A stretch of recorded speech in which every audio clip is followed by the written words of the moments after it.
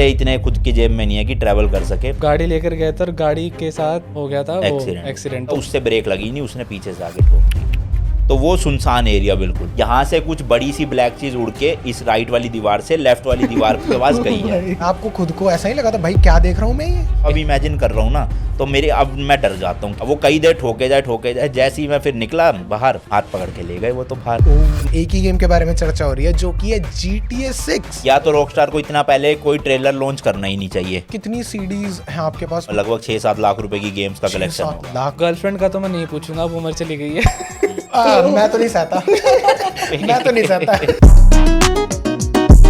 Wait sorry for interruption. क्या आपको Fukra Insaan, Mythpat and Rachitroo जैसे वीडियो प्रोडक्शन चाहिए? If yes, then your search ends here because we are Wop Live, the premium video production company in Delhi NCR, and हमने India के top content creators and businesses के लिए उनकी videos बनाई हैं। So what are you waiting for? Contact Wop Live for your video production needs. Okay guys, तो आपका स्वागत है शो सभा के एक और नए एपिसोड के अंदर, और आज आपके लिए होने वाली एक बहुत अच्छी सी न्यूज़। और न्यूज़ ये है कि आज के गेस्ट कुछ छोटे मोटे गेस्ट नहीं है, ये एक बहुत बड़े कंटेंट क्रिएटर तो हैं जिनके बहुत सारे चैनल्स हैं, बट उसके साथ में ये ट्रैवल व्लॉगर भी हैं। और ट्रैवल व्लॉगर भी ऐसा नहीं कि शिमला चले गए, मनाली चले गए, कहाँ चले गए भाई? इन्होंने इतनी बड़ी बड़ी ट्रिप्स करी है, दिल्ली से लंदन, इंडिया से ऑस्ट्रेलिया, वो भी बाय कार। कैसे अनमोल भैया, कैसे? बस 4 पहियों पे। आपने शुरुआत करी थी एज अ गेमिंग क्रिएटर, हाँ। और एकदम से व्लॉगिंग में कैसे आ गए आप? मतलब मैंने स्टार्ट किया था व्लॉगिंग से ही, बट बहुत कम लोगों को पता है ये चीज़। तो 2017 की बात है, जून में।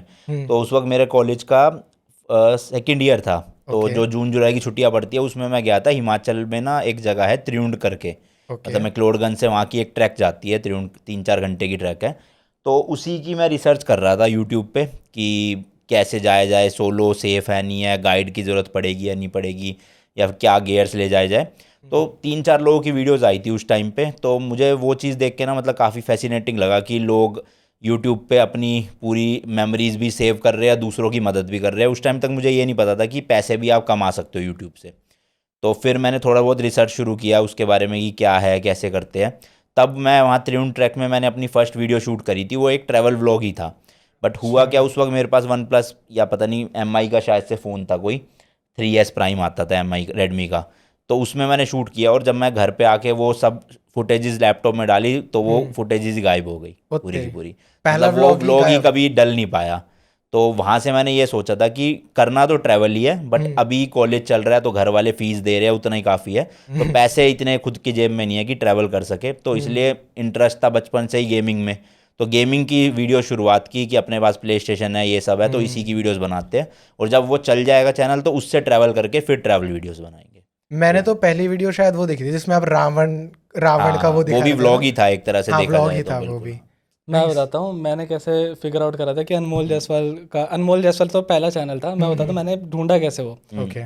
मेरे वो टेबल्स ना एक्चुअली अभी भी मेरे रूम में अंदर पड़ी हुई हैं। तो मैं ना ये ढूंढ रहा था कि अपने रूम में सेटअप बनाना था। ओके। तो मैं कह रहा था यार वाइट कलर की टेबल हो, ऐसा कुछ L शेप की टेबल कुछ मिल जाए मेरे को। तो मैं यूट्यूब पर सर्च करा रहा था, तो इन्होंने अपना सेटअप टूर बना रखा था। ओके। तो वो था, एक रूम लिया हुआ था बिल्कुल अलग से गुड़गांव में ही, तो वहाँ बनी हुई थी वाइट कलर की टेबल। तो वो वीडियो मैंने बार बार देखी, देखता ही क्या, फिर उसको लाइक करके भी रख लिया ताकि वो जाए ना।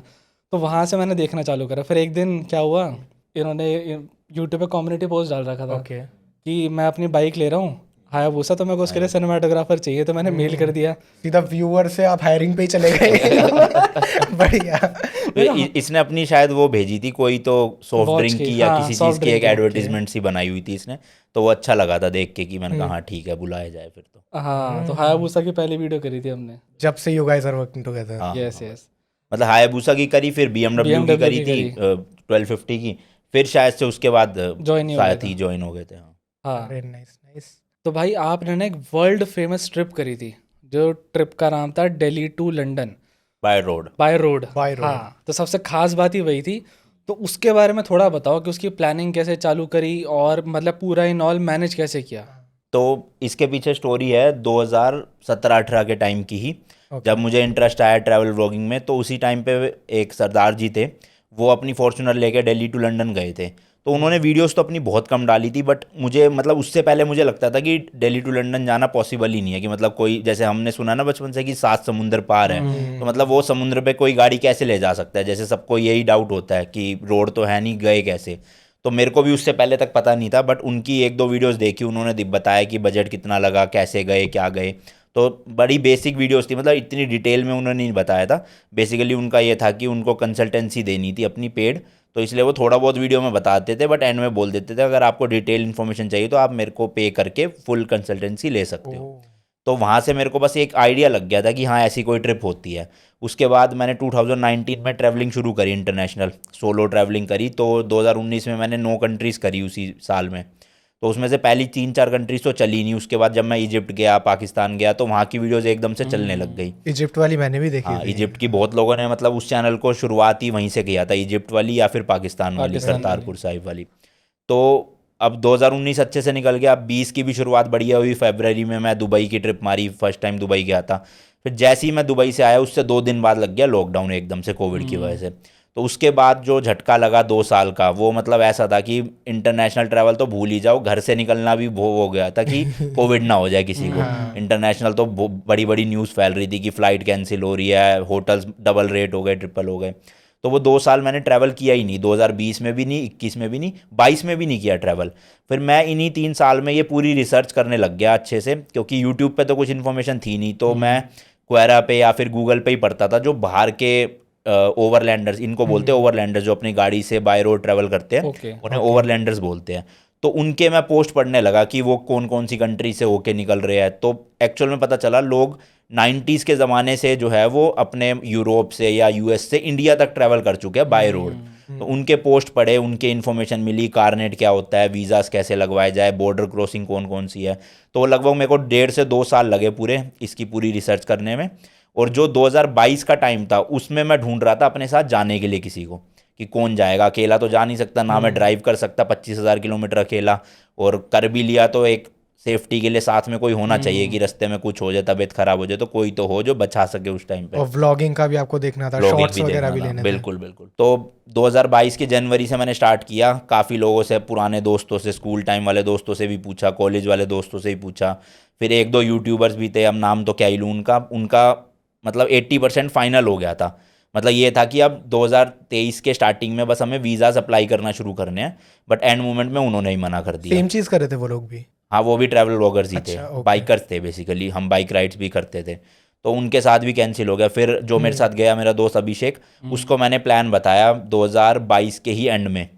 तो उसका इंटरेस्ट दिखाया, तो उसका मेरे को लगा भी देख के कि हाँ ये इंटरेस्टेड है और जॉब तक छोड़ने के लिए तैयार है कि चलूँगा, यूट्यूब को एक चांस देना चाहिए। तब फिर हमने पूरी तैयारी करी, 6 से 8 महीने लगे, हमने वीज़ा अप्लाई किए, सब कुछ हुए, तब जाके 2023 में ये ट्रिप प्लान हुई पूरी की पूरी। तो ये तो दिल्ली टू लंदन वाली थी। हाँ, तो जब मैं लंदन ट्रिप में था तो मैंने रास्ते में ही सोच लिया था कि अब मुझे मतलब गाड़ी से ही ट्रैवल करना है, क्योंकि फ़्लाइट वाली चीज़ अब मेरे अंदर बची नहीं। मतलब मुझे ये चाहिए था कि अब मैं हर एक बॉर्डर क्रॉसिंग बाय रोड ही करूँ, अपनी गाड़ी से करूँ। तो फिर मैं ट्रिप के दौरान ही, जैसे ईरान में हम फंसे रहे थे 10-15 दिन के लिए, हमारी गाड़ी नहीं छूटी थी, तो मैंने उसी टाइम पे ही वो 10-15 दिन काफ़ी रिसर्च शुरू करी कि अब अगली ट्रिप कहाँ की हो सकती है, कि ये रूट तो हो गया, अब कहाँ से क्या जाऊँगा। तो फिर दूसरा रूट ऑस्ट्रेलिया का ही मिला, तो उसकी फिर प्लानिंग वहाँ शुरू हो गई थी कि ऑस्ट्रेलिया जाएंगे जाते। एक ट्रिप के अंदर ही दूसरी ट्रिप की प्लानिंग चल रही है। बिल्कुल बिल्कुल। वाओ। और दिल्ली टू लंदन ट्रिप में एक इंसिडेंट हुआ था ईरान में, जब गाड़ी लेकर गए थे और गाड़ी के साथ हो गया था वो एक्सीडेंट। तो वो बताओ थोड़ा। तो ईरान में क्या है, हमारे इंडिया की ड्राइविंग से वहाँ की ड्राइविंग उल्टा है। तो बेसिकली प्रॉब्लम वहाँ पे क्या होती है कि हमारी गाड़ी का स्टीयरिंग व्हील तो राइट साइड है और वहाँ की गाड़ियों का स्टीयरिंग व्हील लेफ्ट साइड है। बट आपको ओवरटेक ना लेफ्ट से करना होता है किसी भी गाड़ी को। तो अगर आप सिंगल रोड पे जा रहे हो जिसमें सामने से भी ट्रैफिक आ रहा है और आप भी जा रहे हो, तो अगर आपके सामने कोई बड़ी गाड़ी आ जाती है, जैसे ट्रक आ गया, तो मुझे नहीं पता उसके लेफ्ट में क्या आ रहा है आगे, तो मेरे को ओवरटेकिंग में दिक्कत होगी। अगर आपके साथ कोई बैठा हुआ है वही आपको बता सकता है कि कुछ नहीं आ रहा है, ओवरटेक कर लो। तो उसमें इतना कॉन्फिडेंस मिल नहीं पाता। अब ट्रक चल रहे थे 30-40 की स्पीड में, हाईवे था, 100 स्पीड नॉर्मल थी।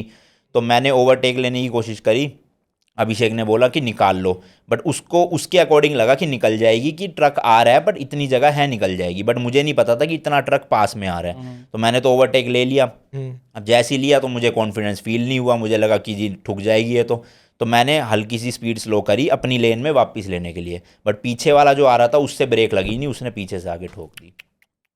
तो बस वही पहले दिन ही, मतलब फर्स्ट डे ही था जिस दिन हमें गाड़ी मिली, उससे अगले दिन ही लेके निकले थे और अच्छा, second day ही हो गया था ये? सेकंड डे ही हो गया था। अरे यार ये तो अंदर टेंशन होगी होगी है ना कि एक तो आगे अकेले trip करनी निकले। मेरे से तो चल ही नहीं रही थी उस वक्त गाड़ी। अच्छा। मतलब वो हो जाता है ना, हाथ पैर कांप जाते हैं कि यार अभी तो ट्रिप शुरू हुई है और अभी लग रहा है कि कैंसिल हो जाएगी।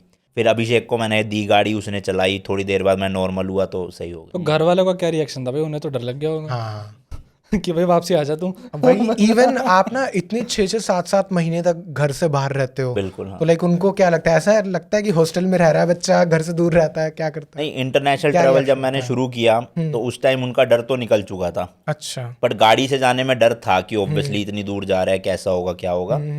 तो जिस दिन एक्सीडेंट हुआ उस दिन तो मैंने बताया ही नहीं था। अच्छा। मैंने रात को होटल पहुंच के बताया कि ऐसे ऐसे हो गया और बस थोड़ी सी डिक्की में ही दिक्कत हुई है, ओके। तो ऐसे डरने वाली बात नहीं है। तो उनका यही रिएक्शन था कि छोटे में ही बला टल गई, मतलब एक तरह से बड़ा कुछ नहीं हुआ, बस इतना ही। बाकी अब ये दिल्ली टू लंदन वाली ट्रिप में उन्हें थोड़ा लगा होगा कि अब दूर रहता है। ऑस्ट्रेलिया वाले में तो कॉन्फिडेंट हाँ हाँ, जब तक तो कि उनको कर ये हो लेते गया हो। था कि कोई दिक्कत नहीं। बट मेरे को ये सीन याद है इंडिया टू ऑस्ट्रेलिया वाली ट्रिप में ना, मैं रात को अनमोल भाई के घर ही रुका था। तो अगले दिन वो फ्लैग ऑफ वाला मतलब वो पूरा कर रहा था, घर पे पूजा कर रहे थे।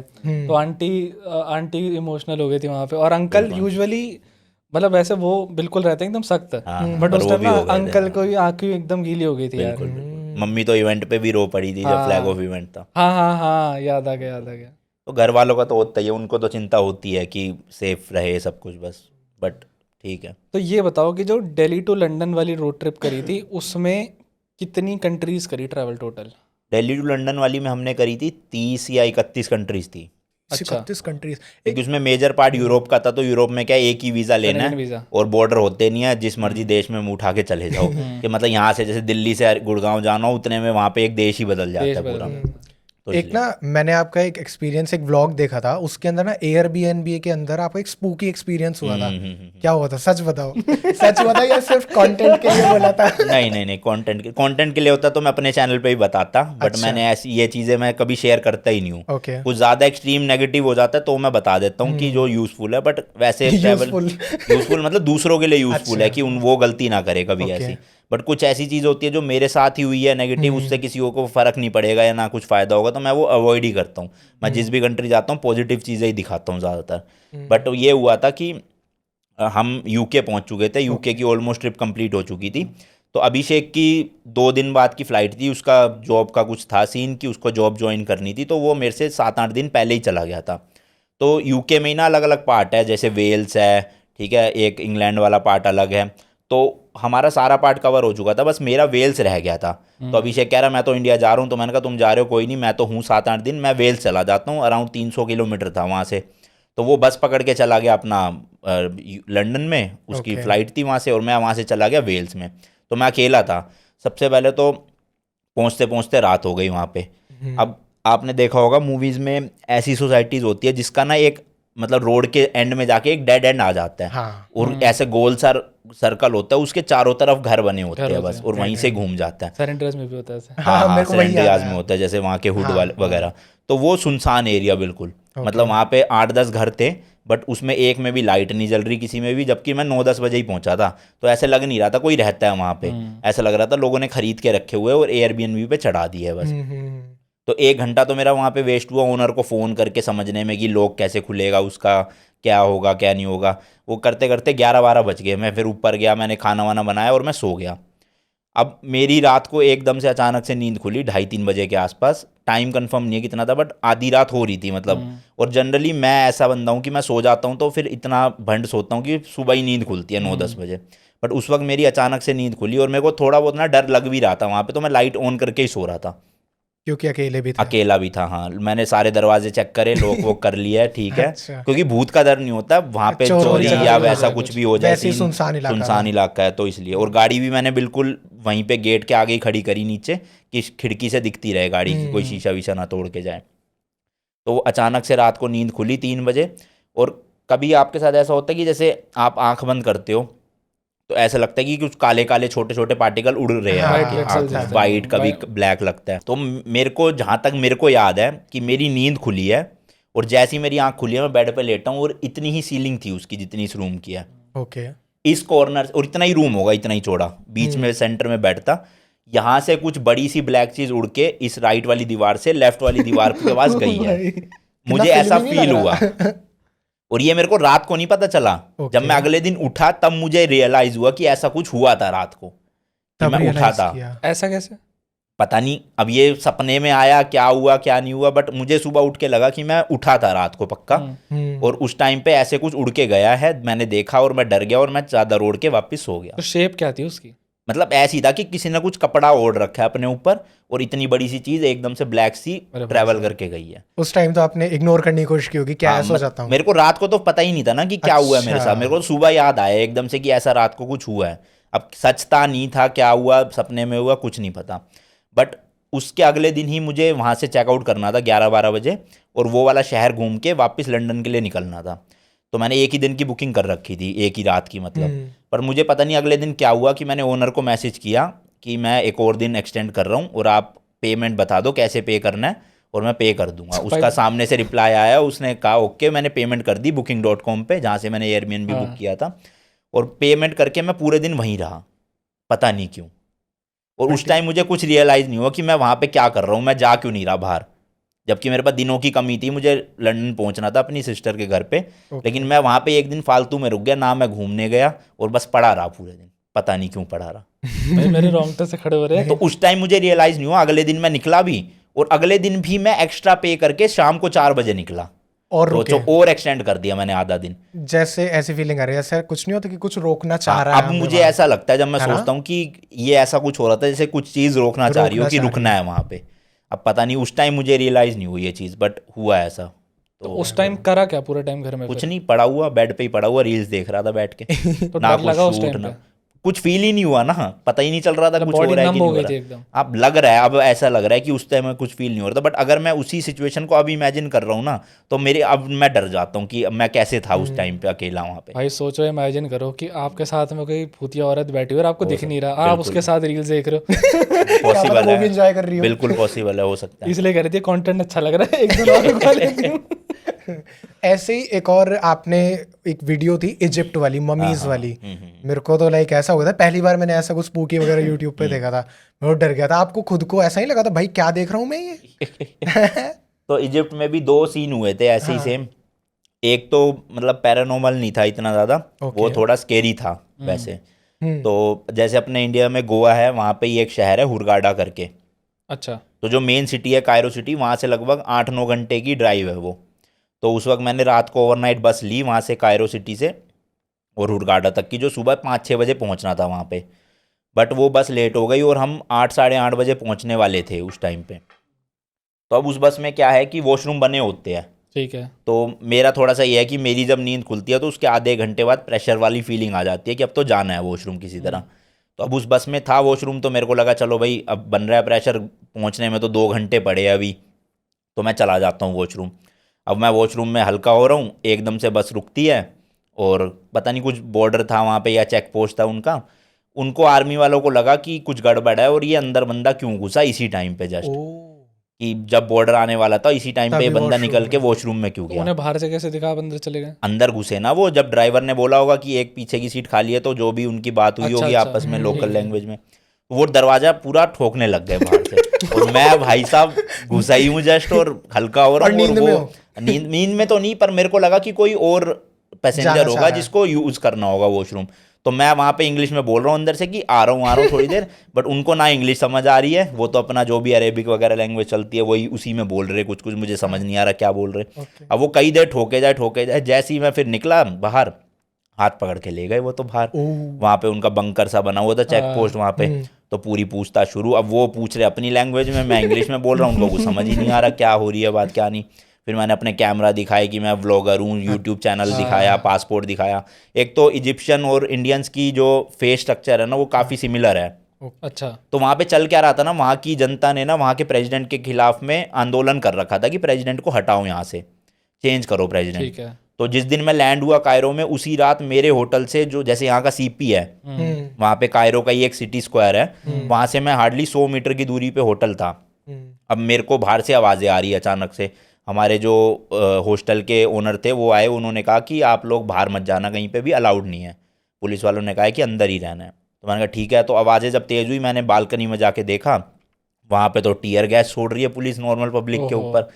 तो बहुत ज़्यादा आंदोलन वगैरह बढ़ गया होगा वहाँ पे, शोर शराबा चल रहा है, पुलिस टीयर गैस छोड़ रही है, फायर ब्रिगेड आ गई, वो पानी छोड़ रहे हैं। आप ऑलरेडी सस्पिशियस हो। हाँ, तो मतलब वही फिर अब उसके बाद के 6 दिन मतलब बहुत डिफिकल्ट रहे, क्योंकि मैं भी इजिप्शियन लगता हूँ सेम एक तरह से, और बाल मेरे उस टाइम इतने ही थे।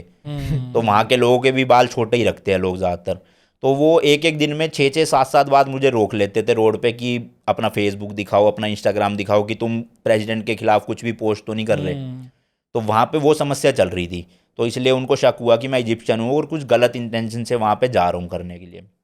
फिर वही उनके एक ऑफिसर आए जिनको इंग्लिश आती थी, थोड़े बहुत 1-1.5 घंटा वेस्ट हुआ, समझाया उनको, उन्होंने बैग की तलाशी वलाशी ली सारी, फिर भेज दिया आगे। ये तो बड़ा अलग सीन है, सड़क पे चल रहे हो, कोई फ़ोन दिखाओ। हाँ हाँ, बहुत है। अभी मैं जब चाइना गया हाँ, तो बॉर्डर पे तो उनकी वो है, प्रोसीजर है पूरा, कि आपके फ़ोन में दलाई लामा की फ़ोटो नहीं होनी चाहिए, कुछ भी ऑब्जेक्शनेबल कंटेंट नहीं होना चाहिए, वो आपकी पर्सनल भी गैलरी पूरी स्क्रॉल करते हैं। अरे वो ये तो ऑन द मोमेंट चेक करते हैं। हाँ हाँ, बॉर्डर क्रॉसिंग पे जो इमिग्रेशन ऑफिसर्स होते हैं, उन्होंने ही 2 लोग खड़े कर रखे होते हैं, फ़ोन दिखाओ जी अपना, यार, ये पूरा तो चेक गलत करेंगे। बात नहीं है, कुछ भी देखे जाए। फिर वही है ना, अब चाइना है वो, वहाँ डेमोक्रेसी को नहीं बोल भाई सकते इस आपकी। मामले में सही है इंडिया, क्या? फ़ोन तो नहीं, फ़ोन तो नहीं देखते फ़ोन किसी तो के नहीं ऐसे। देखते। बिल्कुल। तो भाई ये थोड़ा भूत वाली बात करके ना, थोड़ा सा माहौल अब थोड़ा ठंडा करना पड़ेगा, वरना ये इनको डर podcast- लग रहा है। क्योंकि मेरे को डर लग रहा है। तो माहौल ठंडा करते हैं भाई गेम से, ठीक है। और गेम में हम बातें करने वाले हैं रैपिड फायर की। तो फटाफट से बताना है बिना टाइम वेस्ट करे हुए। पहला क्वेश्चन है जीटी और God of war. God of war. God of war, GTA नहीं। ओके, मारियो और कॉन्ट्रा। कॉन्ट्रा। अनमोल जायसवाल और इंडियन बैकपैकर। अभी इंडियन बैकपैकर। पर अनमोल जायसवाल तो पहला चैनल था। हाँ, वो क्या हो गया? उसको तो ऐसे बोलते थे मेन चैनल है। तुम्हारी फर्स्ट गर्लफ्रेंड कहाँ पे है अब? हैं? वो किसी और के साथ है वो। बस, तो वो पहला प्यार था। व्लॉगिंग और गेमिंग। ब्लॉगिंग। गर्लफ्रेंड और गेम्स। गर्लफ्रेंड के साथ गेम्स। भाई ये लड़का सही नहीं है, लड़कियों के साथ गेम इन्होंने ना पहले ये सोचा कि वो भी क्या पता पॉडकास्ट देख रही हो। कैमरा और आईफोन। आईफोन। ये तो सही है। भाई के पास 3 कैमरे हैं। भाई लंदन ट्रिप में मिलेंगे। लेकर गया था वो, सूटकेस में ही पैक रहे, लेकिन वो आईफोन ही है ना, 1 सेकंड में निकाल लो कभी जो भी। भी हाँ, और स्पेशली ड्राइविंग के टाइम पे तो बेस्ट है आईफोन ही। अब कैमरा लेके कहाँ रिकॉर्ड करोगे ड्राइविंग करते वक्त? दिल्ली टू लंदन और India to Australia. Delhi to London. Views एक तो फर्स्ट एक्सपीरियंस था, बूस्ट ज़्यादा मिला, और कंट्रीज ज़्यादा थी, तो वही। एप्पल और एंड्रॉइड। एप्पल। मैक और विंडोज। गेमिंग के लिए विंडोज, प्रोडक्टिविटी के लिए करना है मैक। भाई, एक करना है भाई। अभी के लिए तो मैक ही। चलो let's move to another game. You have to guess the game. हम आपको कुछ पिक्चर्स दिखाएंगे एंड आपको गेस करनी है। कंप्यूटर महाशय गेम्स दिखाएं। Alright, there you go. First game, GTA vice city. Nostalgia. Next, god of war. मेरे को पता था ऐसा हो ही नहीं सकता ये गेम ना पहचानो आप। Next, red dead. अभी वही खेल रहे हो ना? हाँ बिल्कुल। नेक्स्ट, ये है, ये शायद से तो स्नो ब्रो नहीं, हाँ स्नो ब्रोज ही है। परफेक्ट। Snow bros. इसकी अनबॉक्सिंग वीडियो आपने हाल ही में बनाई है। इसकी फंस गए ना। फंस गए। क्या फायदा हुआ करोल बाग जाके गेम्स खरीदने का। कौन सी है? हार गए। ये वाली गेम है स्पाइडरमैन 2। अच्छा, अभी आई है। इतने पास के घर कौन देखता है उसमें? मैं तो हवा में ही उड़ रहा था पूरे टाइम। नेक्स्ट गेम, ये तो यार कोई ऐसे इमेज देखती, कलर कंट्रास्ट देखती बता दे तो ना। पता चल रहा है अब इंडियन बैकपैकर पे ज्यादा ध्यान है। कौन सी है? फोर्टनाइट। अच्छा, मैं नहीं, मेरे को बकवास लगती है Fortnite. Okay, so the game is done. Anmol भैया थोड़े से गेम ये नहीं बता पाए, थोड़े से बता दिए। Let's go.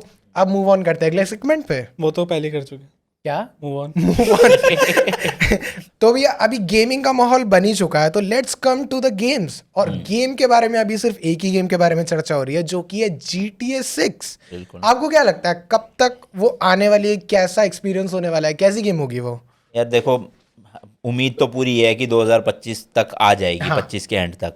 अब वो रॉकस्टार के ऊपर डिपेंड करता है कि आएगी या नहीं आएगी, वो तो किसी का कुछ नहीं पता। वो 1 महीना पहले उठ के बोल दे जी 2 साल और डिले हो गई, तो कोई कुछ नहीं कर सकता गालियां देने के अलावा। तरसा वैसे दिया। हाँ, तो मेरे को ऐसा लगता है कि या तो रॉकस्टार को इतना पहले कोई ट्रेलर लॉन्च करना ही नहीं चाहिए, ठीक है। कर रहे हो ना अगर, तो आपको उसके 2-3 महीने के अंदर अंदर गेम लॉन्च कर देनी चाहिए, वरना लोग वेट कर करके ना वो बोरियत की वजह से ही मूव ऑन कर जाते अब हैं। हाइप भी हाइप नहीं खत्म है ना, हो गई, हाइप हाँ। खत्म हो गई। वही अब मान लो जिस टाइम पे ट्रेलर आया था उसी टाइम के बाद 2-3 महीने में अगर गेम लॉन्च हो जाती तो क्या तगड़ी हाइप बनी हुई थी। वही। बट अब तो 1.5 साल हो गया शायद से ट्रेलर आए हुए भी, 1-1.5 साल है ना।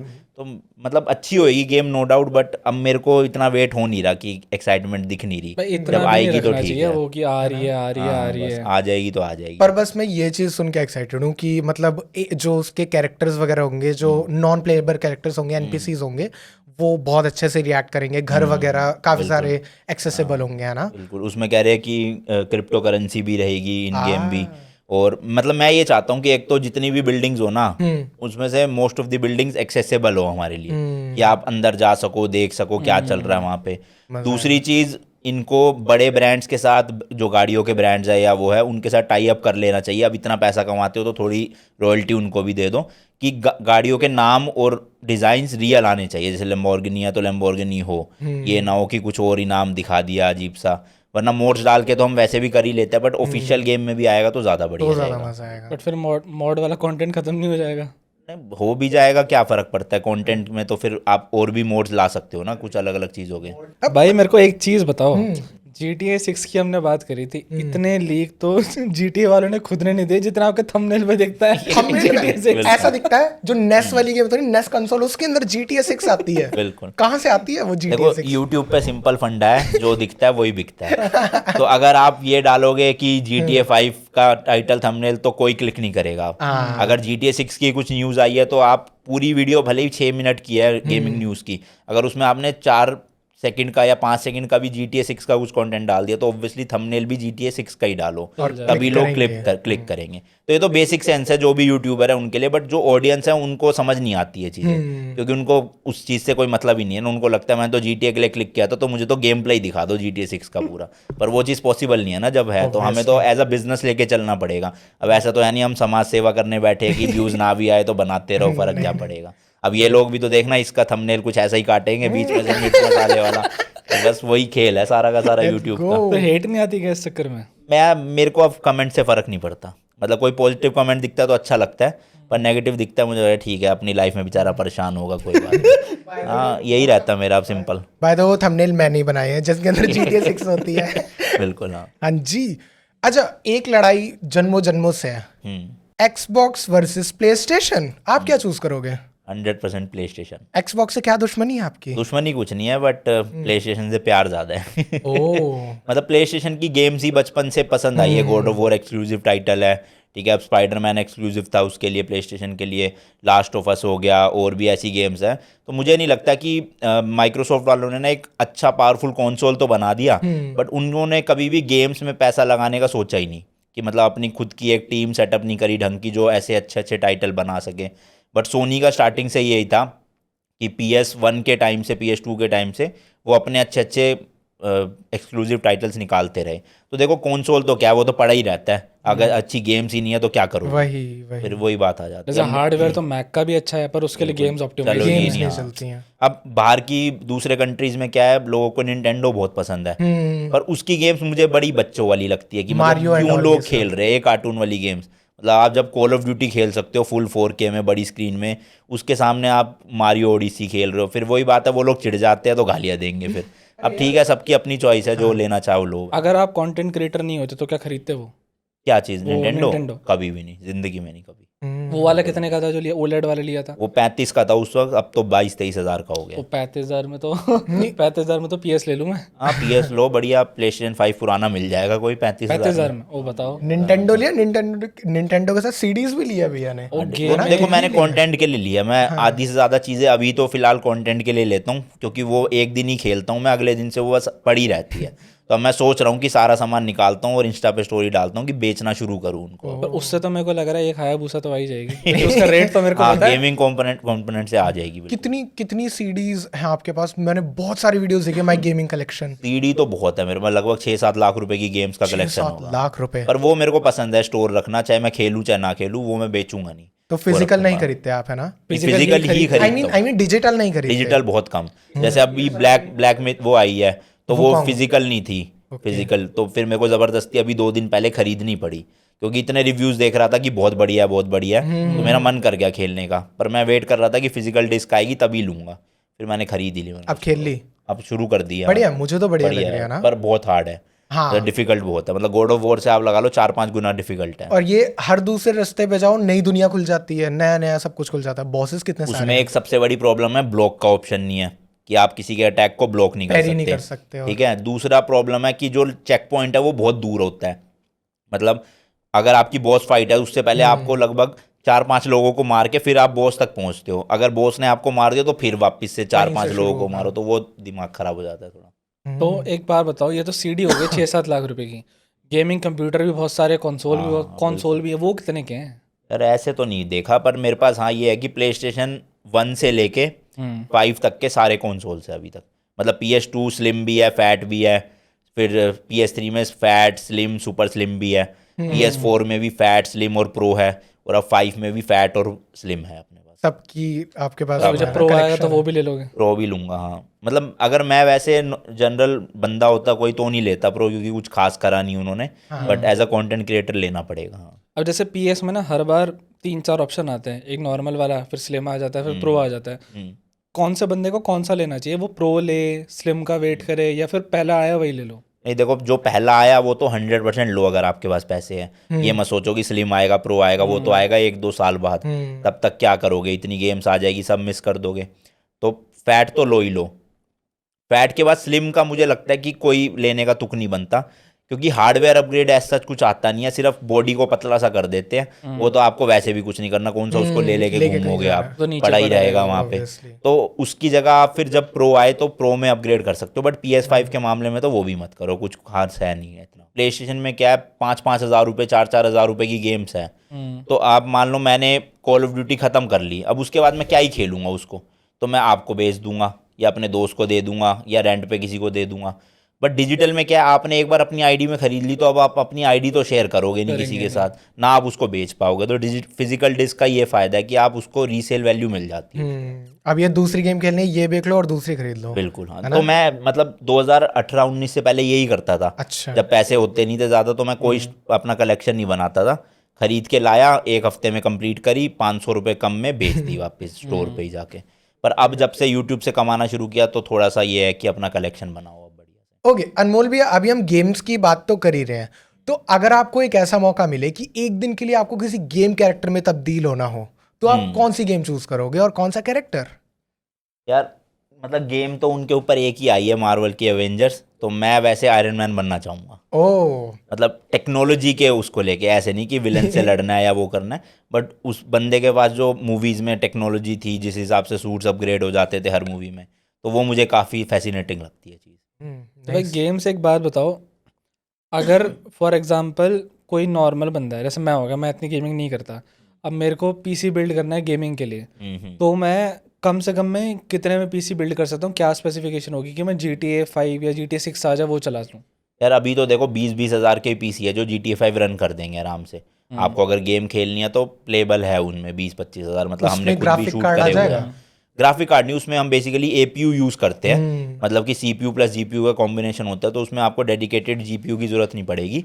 आपका जो CPU ही है वो ही प्रोसेसिंग करेगा GPU की भी पूरी, तो उसमें बेसिकली चल जाती है आराम से 20-25 हज़ार के पीसी में भी GTA 5 गॉड ऑफ वॉर हल्की सेटिंग में। और अगर आपको चाहिए कि प्रॉपर गेमिंग करनी है 1080p की, कि लैग ना करे कहीं भी और सेटिंग्स भी अच्छी खासी हो, तो मेरे हिसाब से खाली PC का बजट आपका 50 हज़ार रुपये होना चाहिए, प्लस मॉनिटर UPS वो अलग से फिर आप तो वो कितना बैठ देगा? मतलब आप मॉनिटर 7,000 का भी आता है और 7 लाख का भी आता है। बेसिक 50,000 के हिसाब से बताओ कि 50,000 70,000 में पूरा सेटअप हो जाएगा, पूरा बन जाएगा बढ़िया से कंप्लीट। तो एक बात बताओ कि अब 70,000 भी यार कम अमाउंट तो नहीं है, काफ़ी है वो। अब इसमें बंदा कंसोल ले या क्या करे? कंसोल तो देखो, सस्ता है क्योंकि खाली गेमिंग करनी है और पेरेंट्स मान रहे हैं तो आंख बंद करके कंसोल ही लो। मतलब आपको कंसोल प्ले स्टेशन 5 45,000 में ही मिल जाता है कभी कभी डील में। कोई भी पीसी 45,000 में PS5 लेवल की गेमिंग कभी नहीं करवा पाएगा आपको, स्पेशली उसके जो टाइटल्स है गॉड ऑफ वॉर जैसे, वो सब कुछ। तो बेस्ट है, अगर खाली गेमिंग करनी है तो वो लो। अगर आपके पास लैपटॉप पीसी नहीं है तो फिर एक गेमिंग पीसी पे जाओ, उसमें आप मल्टीपल चीज़ें कर सकते हो और घर वाले भी मान जाते हैं पीसी के लिए। इवन पता है आपकी वीडियो में ही मैंने देखा था, अगर 20,000 भी नहीं है, 10,000 के अंदर PS3 आ जाते हैं और उसके अंदर बिल्कुल, हम हाँ। GTA खेल लो, है नहीं, ना? इस टाइम पे तो आप PS4 ले सकते हो 12-13 हज़ार रुपये में सेकंड हैंड, और उस पे आप लगभग अभी तक जितनी गेम्स लॉन्च हो रही है सब PS4 सारी पे हो चलती है, तो जो मर्जी खेलो। 12-13 हज़ार का PS4 बहुत आता आराम से, है? बहुत कहाँ से आ रहा है, हमें भी दिलाओ। जितनी भी चांदनी चौक में मार्केट है पुरानी, आप कहीं से भी ले सकते। OLX पे डाल लो 15-16 हज़ार में, तो लोग बेच रहे इतने हैं। डीलर हैं OLX पे, बहुत वही है, बेच बहुत। रहे हैं। फिर तो मतलब अगर सिर्फ गेमिंग करनी है, 14-15 हज़ार आंख बजट बंद है। करके, हाँ। मतलब आज से 2 साल पहले मैं PS3 के लिए ये बात बोलता था कि 9-10 हज़ार में मिल जाता है, बट अब 14-15 हज़ार में अच्छा PS4 भी मिल जाता है, तो आप ले सकते हो, बढ़िया वो भी। मेरे को एक चीज़ बताओ, एज ऑफ नाउ इस प्रेजेंट टाइम पे क्या यूट्यूब पे गेम लाइव स्ट्रीमिंग का फ्यूचर है, या कोई बंदा स्टार्ट कर रहा है, क्या उसको करना चाहिए? यार देखो, दो चीज़ें है। अगर आप खाली गेमिंग करना चाहते हो लाइव स्ट्रीम पे, तो मैं आपको सजेस्ट करूंगा ना करो, ना पैसा लगाओ उसमें, ना अपना टाइम वेस्ट करो। लेकिन अगर आपको लगता है आपकी पर्सनैलिटी में कुछ ऐसी यूनिक चीज़ है जिससे आप व्यूअर्स को अट्रैक्ट कर सकते हो, गेम के भरोसे नहीं, अपने भरोसे, तो आपका कुछ चांस बन सकता है स्ट्रीमिंग में। वरना इस टाइम पे तो स्ट्रीमिंग वाली गेमिंग का ख़त्म ही है। मतलब आप इंडिया में देख लो, जो 2020-21 के टाइम पे कोविड में जिनकी वॉचिंग 1-1 लाख की आती थी लाइव, उनके व्यूज़ भी नहीं आ रहे आज 1 लाख वीडियो पे। और वो एक ही गेम खेलते थे, उसी PUBG, गेम के ऊपर, हाँ, हाँ, PUBG के ऊपर ही बिल्कुल। उनकी तो ऑडियंस उस थी। टाइम पे तो लोगों की ऑफिसेज बंद थे, कॉलेजेस बंद थे, तो लोग घर पे थे, इसलिए देख लेते थे। बट अब लोगों के पास टाइम ही नहीं है, तो लोग प्रेफर करते हैं चूज़ करना अच्छा कंटेंट, कि उनको क्या यूज़फुल रहेगा। तो इसलिए मुझे नहीं लगता कि गेमिंग में, लाइव स्ट्रीमिंग में कुछ भी इस टाइम पे करियर है। इसका सबसे बढ़िया एग्जांपल जो आपने भी बताया ना कि तुम्हारी पर्सनैलिटी ऐसी हो, मिथ पैट, मिथपैट, है ना? हाँ, लोग बिल्कुल। गेम को देखने नहीं, मिथ पैट को मिथपैट देखने को, आते हैं, है ना? उनका एडिटिंग स्टाइल, उनकी स्टोरी लाइन पूरी, खाली वो गेम एक आपकी छोटी सी फोटो लगा के गेम नहीं खेल रहे वो 100 चीज़ें इफेक्ट्स भी डाल रहे हैं, लोकेशन भी चेंज कर रहे हैं, अलग अलग चीज़ें कर रहे हैं, तभी लोग देखते हैं।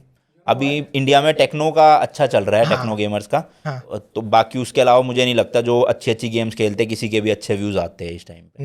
बीस्ट वर्शिप का भी अभी मतलब वो stats ऐसा अच्छी बात है उनकी कि वो डिफरेंट गेम्स ट्राई कर रहे हैं। हाँ। बट जिस हिसाब से 6 मिलियन या 7 मिलियन की ऑडियंस के हिसाब से व्यूज़ नहीं है उस हिसाब से। नहीं है अभी। फन फैक्ट एक बताऊं, मिथ पैट का एडिटर मैं ही हूँ। अच्छा जी। तो मतलब गेमिंग की जो ऑडियंस देखने वाली है वो गेम देखना पसंद नहीं कर रही है, वो बड़े हो गए, क्या चक्कर है नहीं, मतलब? बड़े नहीं हो गए, टाइम नहीं है अब उनके पास, नहीं तो सिंपल नए बच्चे भी तो आ रहे होंगे ना, उनको भी गेमिंग का शौक होगा। नए बच्चे आ रहे हैं, वो वही बच्चे आ रहे हैं जिनके घर में खुद के पास कंसोल्स और पीसी है, ट्रू। तो वो खुद ही गेम खेल लेंगे ना। अब जैसे PUBG मोबाइल है, सबके पास एप्पल के आईफोन है आजकल, तो वो खुद ही खेल लेंगे अपने दोस्तों का। किसी की लाइव स्ट्रीम देखने के लिए क्यों देखेंगे?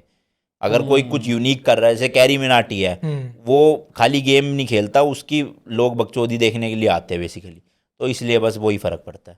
मतलब वही है कि यूट्यूब पे लोग वो चीज़ देखते हैं जो उनके पास नहीं है, या फिर वो जो लेना चाहते हैं। बिल्कुल। अब मेरा जो अनमोल जायसवाल चैनल है, उस पर कंसोल्स की अनबॉक्सिंग क्यों चलती है या यूनिक गैजेट्स की क्यों चलती है? जिन लोगों के पास नहीं है या जिनको लेना है या लेना चाहते हैं, जिनका सपना है, वो चीज़ वो लोग देखते हैं। उनको अनबॉक्सिंग देख के कुछ मिल थोड़ी रहा है उसमें, सिर्फ वो ड्रीम देख रहे हैं, एक तरह से समझ लो कि उनका जो ड्रीम है वो कोई और पूरा कर रहा है और उसको दिखा रहा है। तो यही चल रहा है बस पूरा का मेरे पूरा। को तो वही फ्लैशबैक आ गया, जब मैं शुरू में आपकी वीडियोस देखता था, मैं ही देखता था वाओ ऐसे कंसोल ये। इवन आज भी निंटेंडो के ऐसे ऐसे आप गैजेट्स लाते हो, ये लग रहा है, वो लग रहा है। बिल्कुल। ऐसा क्या लगा हुआ है आपका करोल बाग से? करोल बाग से लगाव नहीं है। समुराई कॉर्नर से लगा हुआ है। देखो, मैं स्टोरी बताता हूँ इसके पीछे कि समुराई कॉर्नर ही क्यों। हाँ। ठीक है, तो ऐसा नहीं है कि वो पैसे देते हैं, पैसे कोई नहीं देता स्टोर वाला। जबकि काफ़ी यूट्यूबर्स हैं जो दुकानों की वीडियो बनाते हैं 3-4-5 हज़ार रुपये में, बट मैंने आज तक पैसे कभी भी नहीं लिए किसी भी शॉप वालों से। कभी कुछ सामान ले लिया अलग बात है, वीडियो के लिए या उसके लिए, बट पैसे कभी किसी से ट्रांजेक्शन नहीं हुई। अब इसकी स्टोरी क्या है कि जब मैंने 2017 में चैनल शुरू किया था, तो उस टाइम पे मेरे को गेमिंग का बनाना था, और मुझे पता था कि करोल बाग और चांदनी चौक ऐसी दो मार्केट है जिस मार्केट में मैं पिछले 8-10 साल से आ रहा हूँ, और वहाँ पे चीज़ें काफ़ी सस्ती मिलती है। तो अगर मैं उसकी वीडियो बनाऊँगा, लोगों को दिखाऊँगा, कोई मुंबई में देख रहा है, वो देख रहा है, तो उनको पता तो चले कि अमेज़ोन पे तो जो चीज़ 10,000 की है, वहाँ पे वो चीज़ 1,000 रुपये में मिल जाती है। तो मेरा वो था, तो मैं दुकानों पे लिटरली 15 से 16 दुकानों पे गया, किसी ने वीडियो नहीं बनवाई। उस टाइम पे। आप पैसे मांग रहे थे उनसे? कुछ नहीं, फ्री में, कि फ्री में भी मना कर रहे जिनके थे? साथ मैं खुद डील भी करता था, खरीदता था उनसे गेम्स, उनके भी जाता। तो उस टाइम पे क्या था ना, करोल बाग में बहुत ज़्यादा ना कॉपी वाली चीज़ें बिकती थी, जैसे घड़ियाँ। तो उनको बहुत डर लगता था कि किसी ने कुछ वीडियो बना दी और उन पे छापा पड़ गया तो क्यों हम बनवाए वीडियो। यूट्यूब इतना फेमस भी नहीं था, सब लोग डरते थे। तो सिर्फ एक समुराई कॉर्नर वाले भैया थे, जो पुराने भैया बैठते थे उस शॉप पे, उन्होंने वीडियो बनवाई थी। और वो मेरी फर्स्ट वीडियो 1 हफ्ते के अंदर अंदर 1-1.5 लाख व्यूज़ चली गई थी। उस वक्त 3-4 हज़ार सब्सक्राइबर थे चैनल पे सिर्फ। ओहो। तो उनको इतना काम मिला उस वीडियो से, और उनकी देखम देखम में फिर दूसरे दुकान वालों ने मुझे बुलाना शुरू कर दिया। तो फिर मैं उनको ना जाके, जिन्होंने फर्स्ट टाइम मुझे करा, तो मैंने स्टार्टिंग से उन्हीं के साथ ज़्यादा रखा। बस यही स्टोरी है उसकी, मतलब पैसों का कोई इन्वॉल्वमेंट नहीं है उसमें। तो भैया ये कहते हैं ना, चढ़ते सूरज को हर कोई सलाम करता है, बस तो बस भैया बिल्कुल। व्यूज़ दे दिए तो आप बुलाए जा रहे, अब मतलब लिटरली दिल्ली की ऐसी कोई गेमिंग मार्केट नहीं है, ऐसा कोई शॉप वाला नहीं है जिसके पास कहीं ना कहीं से उन्होंने नंबर निकाल के मुझे मैसेज ना किया हो कि प्लीज़ वीडियो बना जाओ, हम ये चीज़ आपको फ्री में दे देंगे या पैसे भी दे देंगे। बट फिर मन ही नहीं करता, मतलब कभी कुछ बहुत यूनिक दिख गया कंटेंट के लिए तो मैं बना भी लेता हूँ किसी और के पास। बट फिर एक ही दुकान है तो मैंने कहा उन्हीं का ही बना। बट मैं ये चीज़ ज़रूर बोलना चाहूँगा कि वीडियो तो हर बहुत सारे लोग हैं जो मार्केट में जाके बनाते हैं या फिर कोई चीज़ें अनबॉक्सिंग करके दिखा देते हैं, बट जितना डिटेल में आप दिखाते हो ना, मेरे को नहीं लगता कि ऐसा सच कोई है। अगर मैं पुरानी वीडियो भी याद करूँ ना, एक एक मार्केट में जाके ये तक बताया कि मेट्रो स्टेशन के इस गेट से निकल के यहाँ तक का ई रिक्शा लेना है, ये गली नंबर, और ऊपर दिखाया भी है बिल्कुल। हाँ पूरा वहाँ पे दिखाया, और उस बंदे की कार्ड भी दिखाते हो, हर एक चीज़ दिखाते हो। बिल्कुल। तो मेरे को लगता है कोई बंदा एकदम बिगनर है ना, तो उसको तो फुल नॉलेज मिल जाएगी कि करोल बाग से जाके मुझे कहाँ पे लेना है सामान। और मैं अभी भी यही कहता हूँ कि आप किसी भी यूट्यूबर पे, किसी भी सेलिब्रिटी पे अंधाधुन भरोसा मत करो।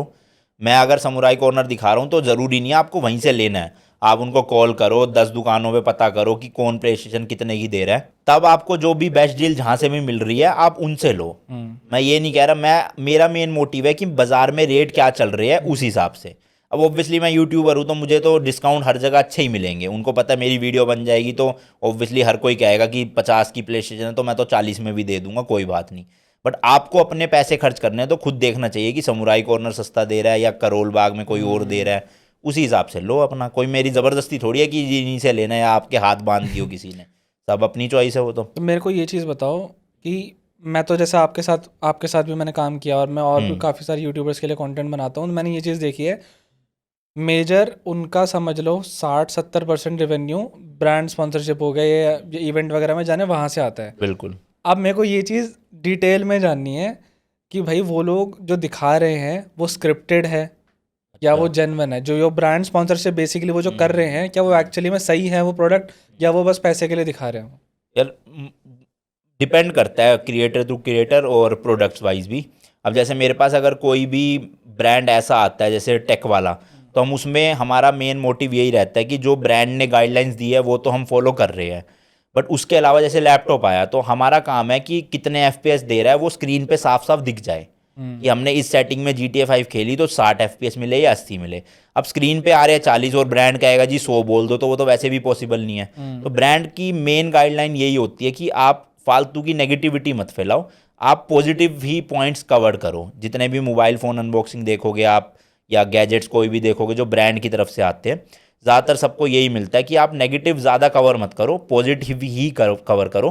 पर झूठ भी मत बोलो, ये मत बोलो कि इसमें 3 फ़ैन की जगह 4 फ़ैन है जबकि आ रहे 3 फ़ैन ही है। आप ये बोलो कि 3 फ़ैन है तो इनफ है कि नहीं है, बस उतना बता दो काफ़ी है। तो एक तो चीज़ ये होती है। फिर दूसरे होते हैं कई चीज़ें ऐसी, जैसे शैम्पू हो गए, हेयर ऑयल हो गया, अभी बीच में आदिवासी हेयर ऑयल का बहुत चल रहा था। तो अब ये सारे प्रोडक्ट ज़्यादातर क्रिएटर 99% जो होते हैं वो खुद यूज़ नहीं करते हैं प्रोडक्ट्स, वो सिर्फ एक वीडियो के लिए 2 वीडियो के लिए उनके पास प्रोडक्ट्स आते हैं और वो उसका शूट करते हैं, ब्रांड के लिए बता देते हैं। अब ऑडियंस को इतना समझदार होना पड़ेगा, खुद से उनको पैसा जहाँ लगाना है उसकी रिसर्च करें।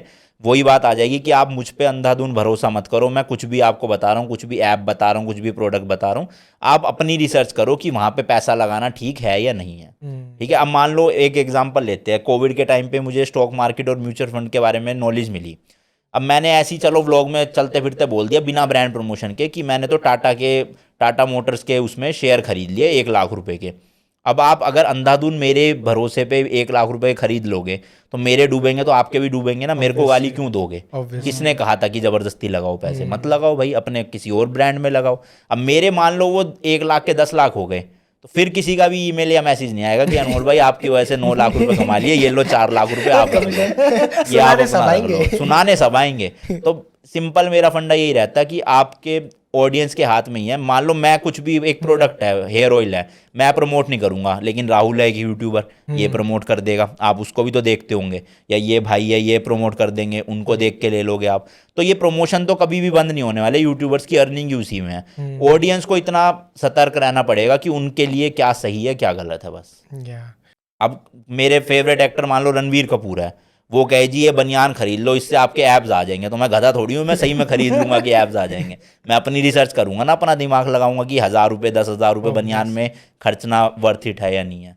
और अगर खर्चता भी हूँ मैं और नहीं आते ऐप्स, तो मैं रणवीर कपूर को थोड़ी पकड़ के गालियाँ दूंगा कि तूने कहा था कि ऐप्स नहीं आए मेरे। बस अब बिक तो शराब गुटके भी रहे हैं दुनिया में, उनसे लोग मर भी रहे हैं, उस पर लिखा भी हुआ है कैंसर होता है, गवर्नमेंट फिर भी बैन नहीं कर रही, गवर्नमेंट टैक्स खा रही है उसका, लोग फिर भी खरीद रहे हैं। तो अब किसको पकड़ोगे? अगर कोई आपकी फैमिली में डेथ हो जाए किसी की शराब पीने से या गुटखा खाने से, तो ये थोड़ी कहोगे कि जी मोदी जी को पकड़ो, उन्होंने बिकवाया, उन्होंने टैक्स लिया है इसमें।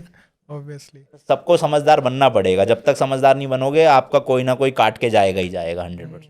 वैसे एक चीज़ नोटिस करी है, तुमने भी करी होगी, आपने भी करी होगी, जितने भी सेलिब्रिटी हैं, मूवी एक्टर हो गए, वो जो मर्जी प्रमोट कर देते हैं, उनको कोई कुछ नहीं कहता। आजकल यूट्यूबर के पीछे बढ़ गए, बड़े बड़े सेलिब्रिटीज, बड़े बड़े क्रिकेटर्स, बैटिंग एप्स, ये सब बहुत लोग प्रमोट करते हैं सब कुछ।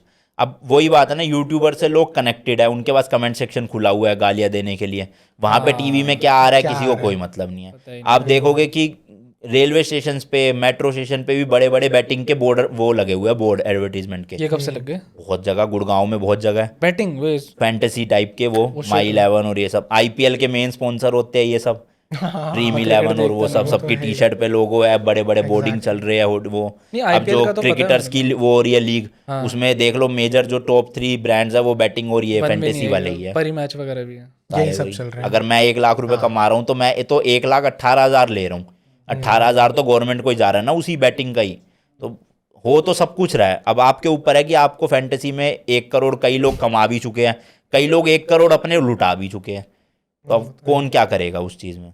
कोई भी रिस्पॉन्सिबिलिटी नहीं लेगा ना। या तो गवर्नमेंट को ये एक्शन लेना चाहिए कि एडवर्टीजमेंट ही बैन कर दो, बोर्डिंग लगाना ही बैन कर दो, ऐप को ही डिलीट करवा दो यूट्यूब उससे, ऐप स्टोर से।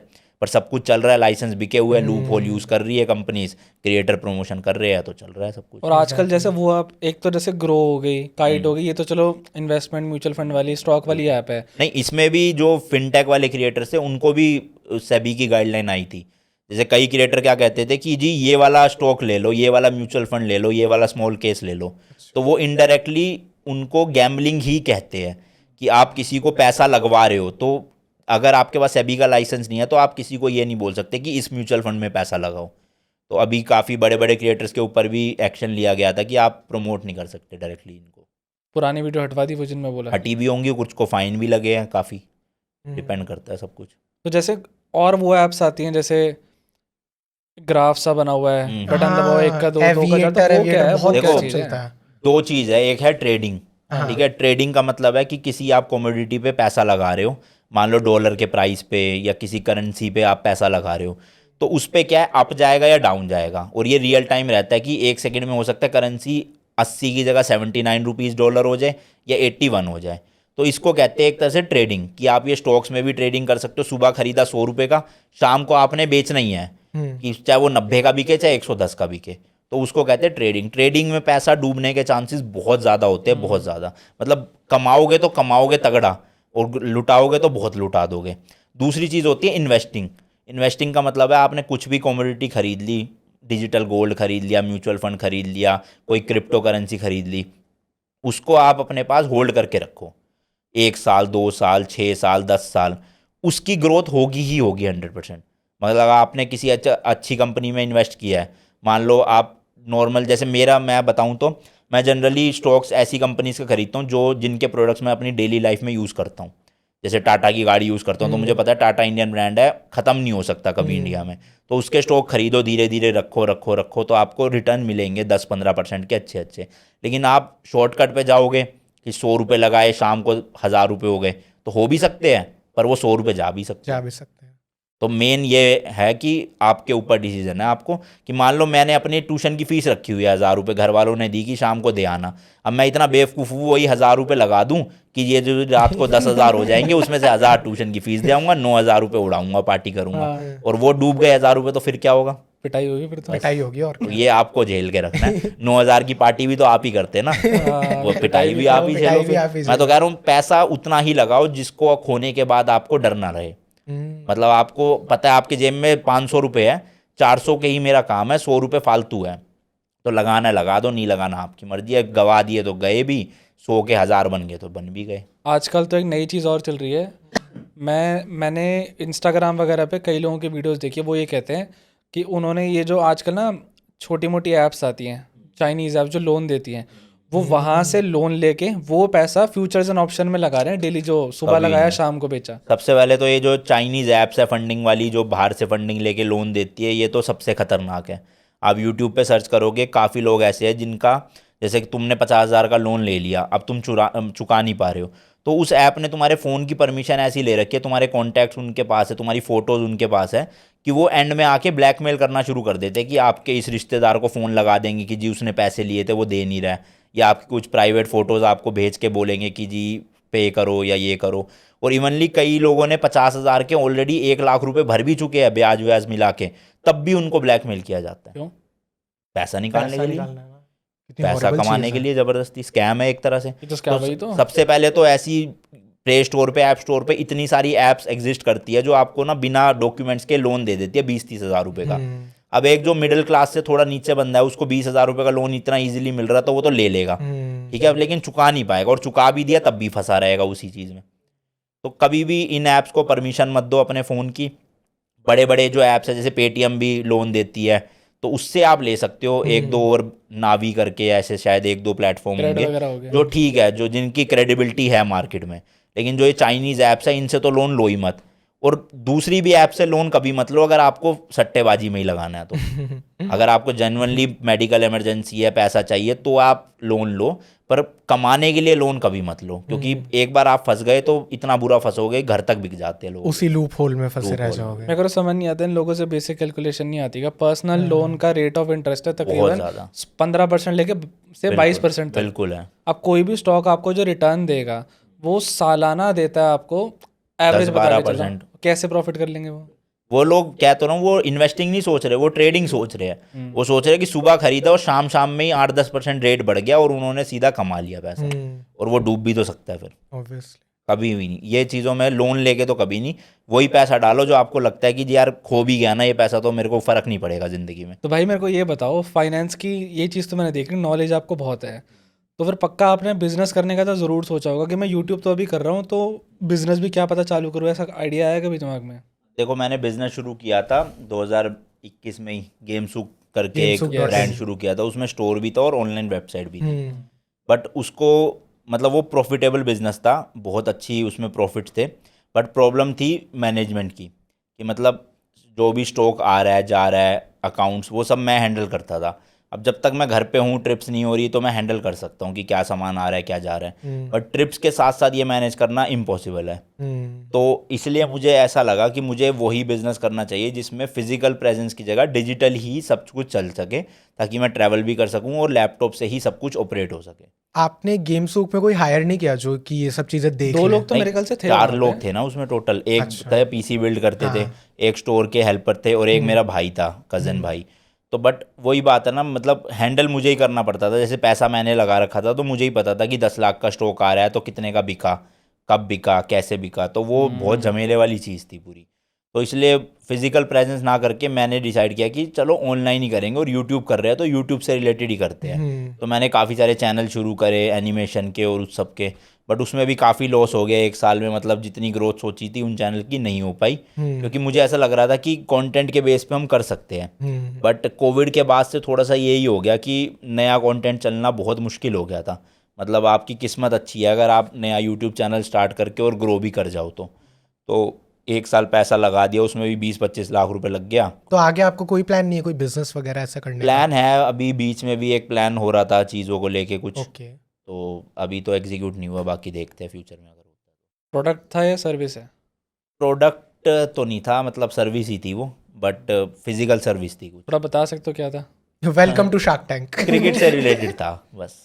मेरे को पर एक चीज़ लगती है कि जैसा आपने एक चीज़ बोली कि आप एक ऐसा बिजनेस चालू करना चाहते हो कि जिसमें आपकी प्रेजेंस के अंदर ही सारा काम हो जाए, बट क्या ऐसा फील नहीं होता कि कोई भी बिजनेस को बहुत बड़ा करने के लिए टीम का होना बहुत ज़्यादा ज़रूरी है, और कि अगर आप नहीं भी हो ना, आप फॉर एग्जांपल आगे जाकर आप कोई ऐसी ट्रिप पे जाओ जहाँ पे आप समझो 2 साल तक आप अपने घर ही नहीं आ रहे, तो फिर कैसे बिजनेस मैनेज करोगे? उस केस में पार्टनर होने चाहिए आपके पास, ना कि आपकी हायर टीम, क्योंकि टीम मेजोरिटी लोग ऐसी होते हैं कि उनको बस मतलब सैलरी से ही मतलब है कि सैलरी मिल रही है, जितना काम मिल रहा है उतना करो और निकल लो अपना।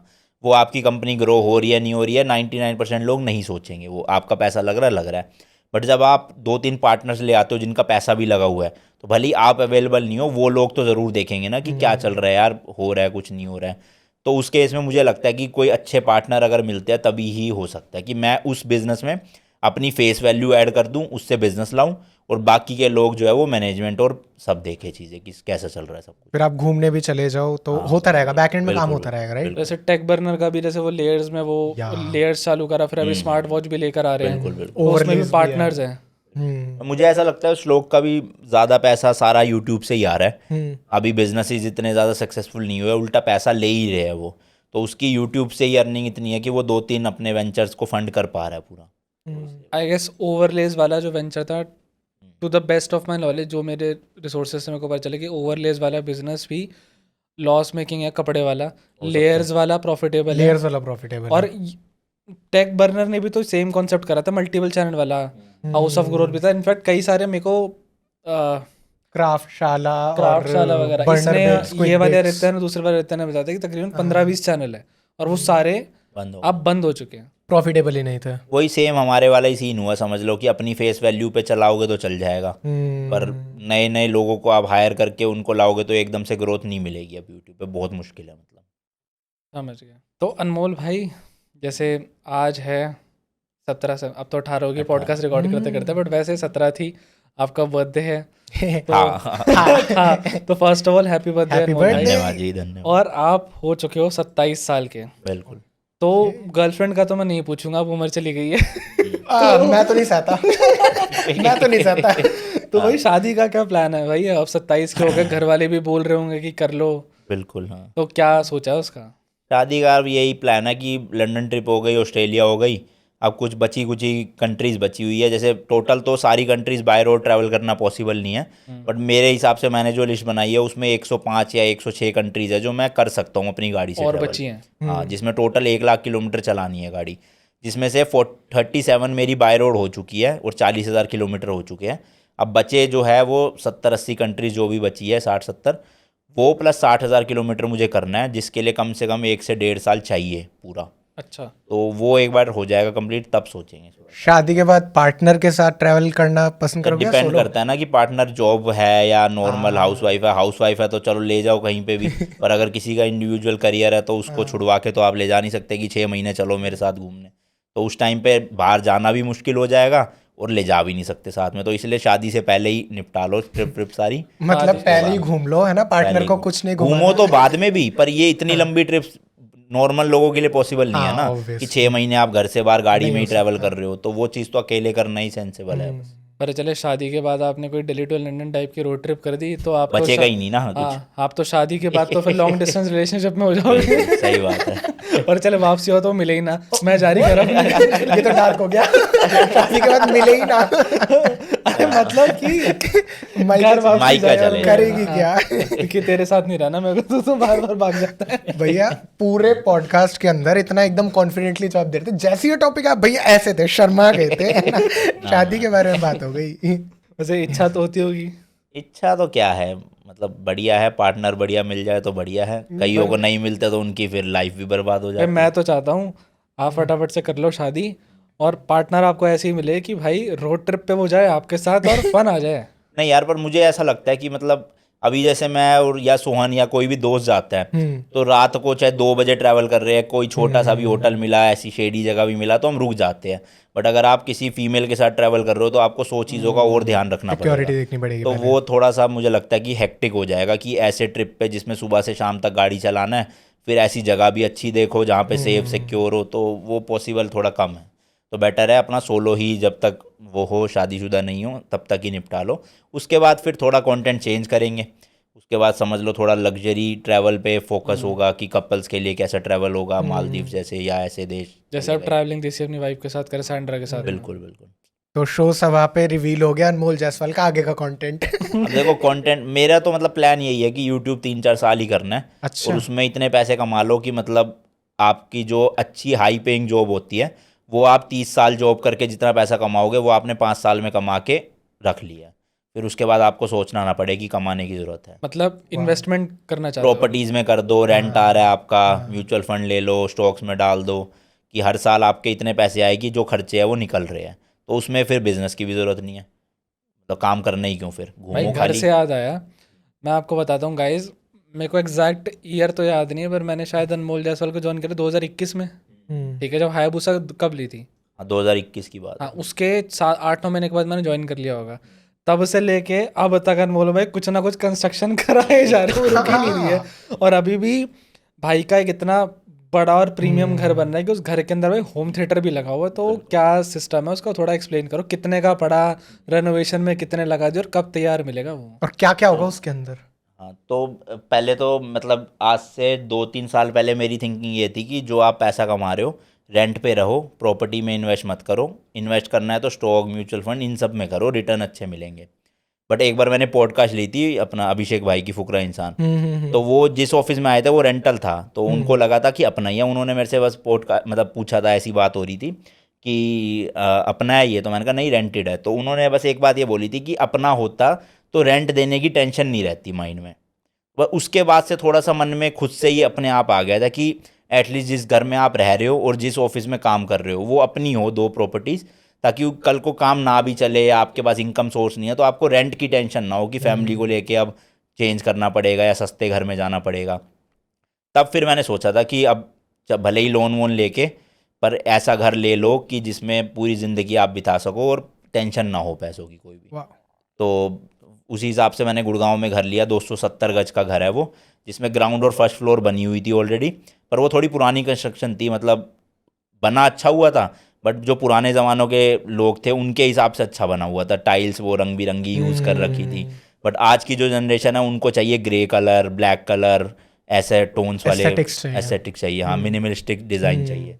तो बस यही था कि मुझे एक फ्लोर बनानी है, सेकंड फ्लोर, जिसमें मेरा एक बड़ा सा बेडरूम हो, एक बड़ा सा बाथरूम हो, एक बड़ा सा वॉकिंग क्लोजेट हो, और उसी फ्लोर पे एक मेरा होम थिएटर हो जिसमें मैं मूवीज़ नहीं गेम खेल सकूं, कि जब मैं फ्री हो चुका हूँ 3-4 साल बाद हर चीज़ से, तो मैं पूरे दिन पड़ा रहा हूँ और गेम खेलता रहूँ। 200 गेम खेलने के लिए 200 इंच की स्क्रीन हो उसमें तगड़ी।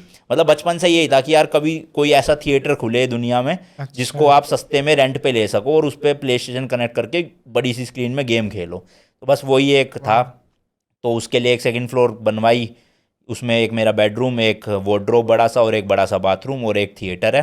मतलब वो होम थिएटर नहीं है, वो होम सिनेमा है एक तरह से। होम थिएटर तो होता है 5 स्पीकर ले आए, 2 वूफर ले आए और बन गया होम थिएटर, बट ये होम सिनेमा है एक्चुअल में, जिसमें आप प्रोजेक्टर का यूज़ करके 200 इंच की 4K स्क्रीन यूज़ कर रहे हो पूरी। आप नेटफ्लिक्स में वहाँ पिक्चर चला लो, मैं लगेगा थिएटर में ही देख रहे हो। बिल्कुल, क्योंकि अब जो भी ये प्लेटफॉर्म है वो सब मेजोरिटी मूवीज डॉल्बी एटमॉस को सपोर्ट करती है, तो आपको थिएटर वाली फीलिंग आएगी कि गन अगर चली है, मतलब किसी ने बुलेट चलाई है, तो वो यहाँ से अगर यहाँ ट्रैवल करी है तो उसी दीवार पे 3 स्पीकर लगे हुए हैं, इस स्पीकर से बुलेट चलेगी, यहाँ आएगी फिर वहाँ जाएगी, तो आपको फील होगा कि वो बुलेट ट्रैवल कर रही है। अच्छा, मान लो आपके ऊपर से जेट गया मूवी में कुछ, ठीक है, तो छत पे भी 6 स्पीकर लगे हुए हैं, एटमॉस स्पीकर उसमें, कि जब वो जेट जाएगा आपको फील होगा कि ऊपर से निकला है कुछ। वाओ, तो वो होता है डॉल्बी एटमॉस। इमेजिन ऐसे में GTA 6 खेल रहे हैं। अगर डॉल्बी एटमॉस सपोर्ट होगा तो बहुत तगड़ा वो आने वाला है मजा उसमें। देन फिर जो ऊपर छत है उस पर एक छोटा सा स्टूडियो भी बना लिया कि कल को ऑफिस नहीं जाना या रात को कुछ लेट कुछ शूट करना है तो घर पे ही एक स्टूडियो हो जो सेम टू सेम रेप्लिका हो मेरे जो नॉर्मल स्टूडियो है उसी का, same colour, same design, same table, same lights, कि बस कुछ भी पार्ट बच गया हो ऑफिस ना जाना पड़े उसके लिए, घर पे ही शूट कर लिया 10 मिनट का। उसके अलावा नीचे फर्स्ट फ्लोर है, उसमें 3 बेडरूम है, जिसमें से एक तो मेरे भाभी का भाई है केशव, वो रहता है जो मेरी व्लॉगिंग की एडिटिंग वगैरह संभालता है, तो एक उसमें वो रहेगा, और 2 गेस्ट रूम है उस फ्लोर पे, और ग्राउंड फ्लोर पे 2 बेडरूम है, जिसमें से एक में मम्मी पापा रहते हैं और एक गेस्ट रूम, तो टोटल 3 गेस्ट रूम हो गए, एक मम्मी पापा का रूम, एक मेरा और एक केशव का, तो टोटल 6 बेडरूम का घर है वो, और +1 स्टूडियो है। तो जी जो लोग यहाँ तक पहुँच चुके हैं एंड में, फटाफट से वीडियो को लाइक कर देना, और शो सबा जो भाई लोगों का चैनल है उसको सपोर्ट करने के लिए चैनल को सब्सक्राइब और बेल आइकन ज़रूर दबा देना।